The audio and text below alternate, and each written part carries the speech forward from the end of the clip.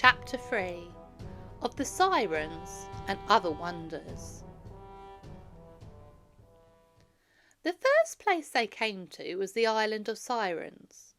The Sirens were women of the sea, such as mermaids are, who sang so sweetly and with such lovely voices that no one who heard them could pass on his way, but was forced to go to them. But when he came near, the Sirens flew upon him and tore him to pieces and ate him. So they sat there on their islands with the bones of dead men all around them and sang. Now Circe had warned Odysseus about these dreadful creatures and told him that he ought to do. So he closed his eyes of his companions with wax so tightly that they could hear nothing. As for himself, he made his men tie him with ropes to the mast of the ship. And see, he said, that you don't loose me, however much I may beg and pray. As soon as the ship came near to the island, the wind ceased to blow, and there was a great calm, and the men took down the sails and put out their oars and began to row. Then the Sirens saw the ship and began to sing. And Odysseus, where he stood bound to the mast, heard them. And when he understood what they said, he forgot all his prudence, for they promised just the thing that he wanted.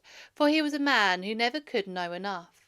He thought about the other countries and the people who dwelt in them, what they think and how they spend their days. And the Sirens said that they could tell him all of this. Then he made signs with his head to his men, for his hands and feet were bound, and they should loose him. But they remembered what he had told them, and rowed on. And 2 of them even put new bonds on him, lest he should break out the old ones. So they got safely past the island of the Sirens. And now Odysseus had to choose between 2 ways. One of them through the wandering rocks. Circe had told him of these, that they were the rocks which floated about in the sea, and that any ship came near them, they moved very fast through the water, and caught the ship between them and broke it up fast. So fast did they move that they caught even the birds as they flew, and Circe told him that only one ship had ever escaped them, and this was the Argo, when the heroes went in to fetch back the golden fleece. This, said Circe, was because of it was by special favour of the gods, and because there were so many children of the gods among the crew. So Odysseus thought it was better not to try that way, though the other way was dreadful also. After a while they saw what looked like smoke going up from the sea, and they heard a great roar of the waves dashing upon the rocks. They were coming near to another dangerous place which Circe had warned them about. This was a narrow place between the mainland and an island. On the other side was a cave, in which there dwelt a terrible monster, Scylla by name, and on the other side there was a dreadful whirlpool. If a ship ever got into that, it'd be sucked down to the bottom of the sea and never came up again. Now Circe had told Odysseus all about this place, and had told him what he should do. It would be better, she said, to go near Scylla than to go near Charybdis. One or the other of these 2 thou must do, for there is no room in the middle. It is true that Scylla will pounce down upon your ship when it comes within her reach, and will take out of it 6 men, 1 for each of the 6 heads which he has. But if you go too near to Charybdis, then will your whole ship be swallowed up, and it's better to lose 6 men than all should be drowned. And when Odysseus said, May I not take a shield and a spear and fight this monster? Circe had answered, Thou art wonderfully bold. Thou wouldst fight with the gods themselves. But be sure that thou canst not fight with Scylla. She is too strong for any man. And while you linger, she will take 6 other men. No, fly from this place as fast as you can. So had Circe spoken to Odysseus, and he remembered that she had said, but he did not tell it to his companions, lest they should lose heart. So now he bade the steersman steer the ship as near as he could to the side of the strait in which Scylla's cave. Nevertheless, they went very close to the whirlpool, and a wonderful sight it was, for at one time you could see to the very bottom of the sea, and at another the water seemed to boil up almost to the top of the cliffs. Now Odysseus had said nothing to his men about the monster on the other side, for he was afraid that if they knew about her, they would not go on with their voyage. So they all stood and watched the whirlpool, and while they were doing this, came down upon the ship Skylar's dreadful hands and caught up 6 of the crew, the bravest and strongest of them all. Odysseus heard them cry to him for help, but he could do nothing to help them, and this, he used to say afterwards, was the very saddest thing that happened to him in all his troubles. After this, the ship came to the island of the Three Capes, which is now called Sicily, and while they were still a long way off, Odysseus heard the bleating of sheep and the lowing of cattle. As soon as he heard these sounds, he remembered what Circe had told him about the last of the dangers which he and his companions would meet on their way home.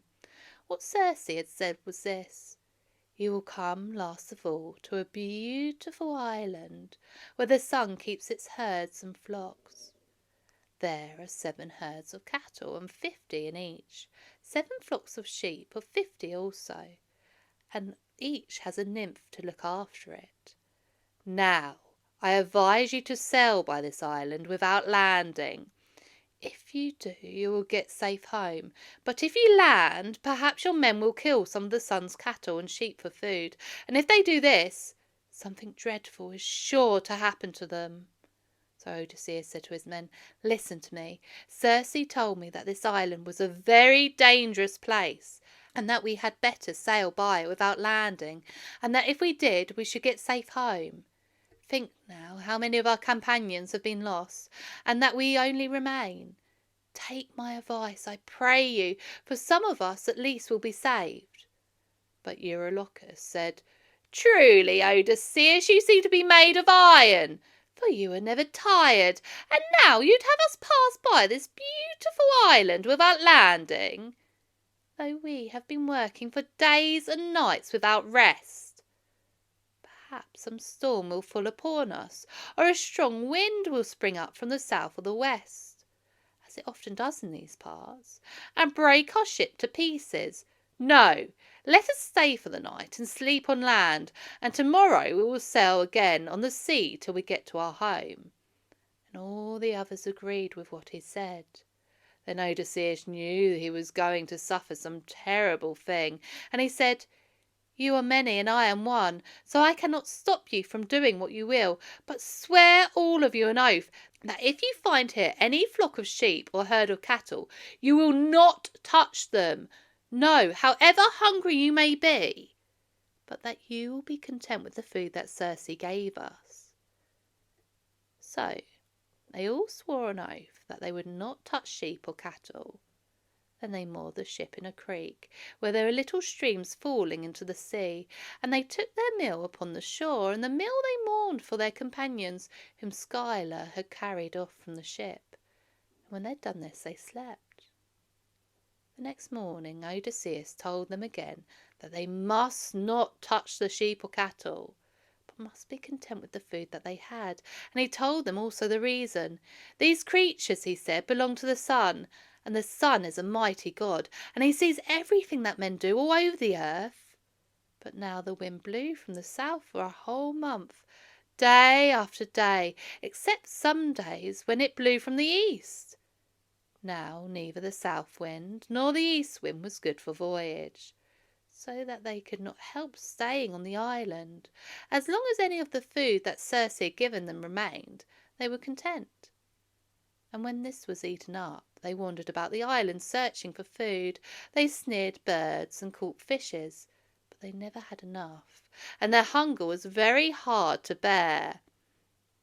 Odysseus prayed to the gods that they would help him, but it seemed that they took no heed of him. At last Eurylochus said to his companions, "Listen, my friends, to me, for we are all in a very evil case. Death is a dreadful thing, but nothing is so dreadful as to die of hunger, and this we are likely to do. Let us take some of these oxen and make a sacrifice to the gods. And when we've given them their portion, we'll eat the rest ourselves. And after the sacrifice, we'll pray to them that they will send us a favourable wind. Also, we will promise to build a great and fair temple to the sun when we get to our home. And if the sun is angry on account of the oxen, and is minded to sink our ship, let it be so. It is better to be drowned than to die of hunger. To this they all agreed, and Eurylochus drove some of the fattest of the kine down to the shore, and the men killed them and made sacrifice according to custom. They had no meal to sprinkle over the flesh, so they used leaves instead, and they had no wine, so they used water. And when they'd done this, they were now beginning their feast. Odysseus had been asleep, awoke, and he smelt the smell of roast flesh, and knew that his companions had broken their oath, and had killed some of the beasts of the sun. In the meantime, two of the nymphs that kept the kettle had flown up to the sky, and had told the sun what had been done.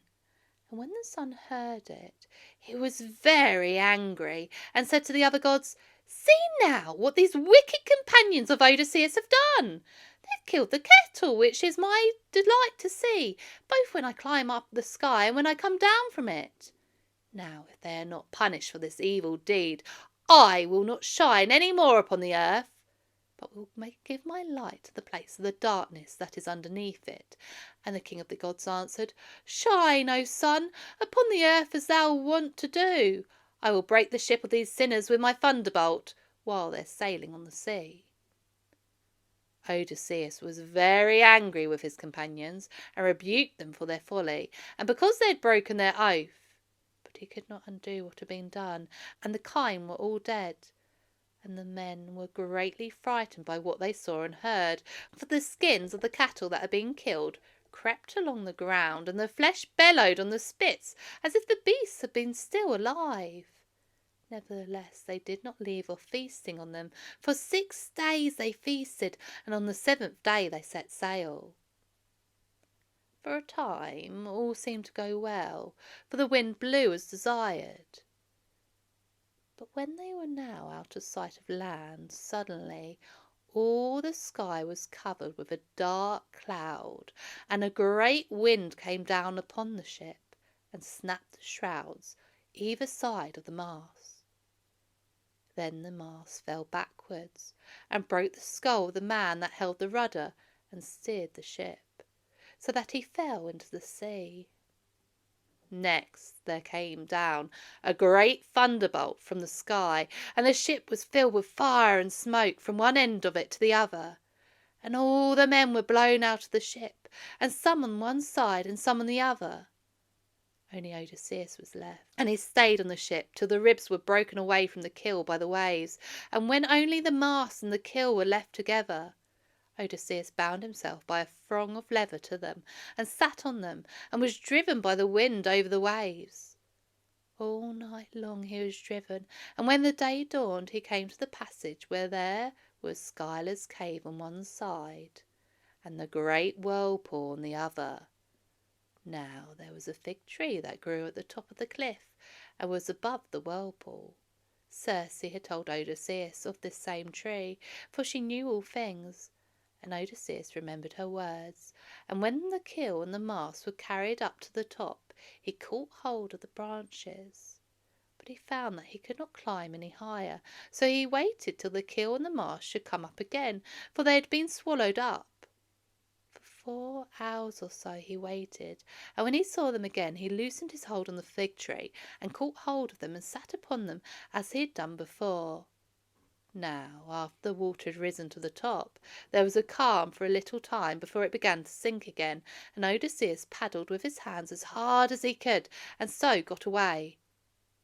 By good luck, Scylla did not see him, for if she had, he would most certainly have perished. For 8 days and nights Odysseus was carried by the winds and waves over the sea, and on the 9th day he came to a beautiful island where dwelt a goddess by the name Calypso. There he lived for 7 long years. Long they seemed, for though he had all that a man could wish for, yet he would gladly have gone home. Oh, he would say to himself, if I could but see the smoke rising up from the chimneys of my own home. But the island was far away in the mists of the sea, and no ship came near to it, so he could do nothing but wait.